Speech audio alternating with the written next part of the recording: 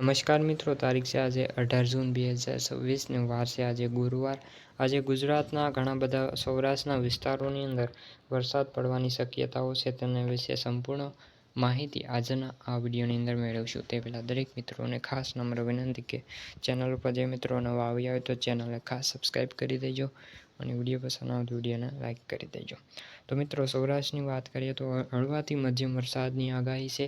આજે ગુજરાતના ઘણા બધા વિસ્તારોની અંદર સવારથી જ વાદળછાયું વાતાવરણ જોવા મળ્યું છે અને અમુક વિસ્તારોની અંદર ગઈકાલે પણ છૂટાછવાયા હળવાથી મધ્યમ વરસાદી ઝાપટા પણ આપણને જોવા મળ્યા છે.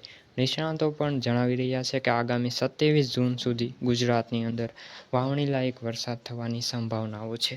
તે આજે સૌરાષ્ટ્રના તમામ વિસ્તારો છે.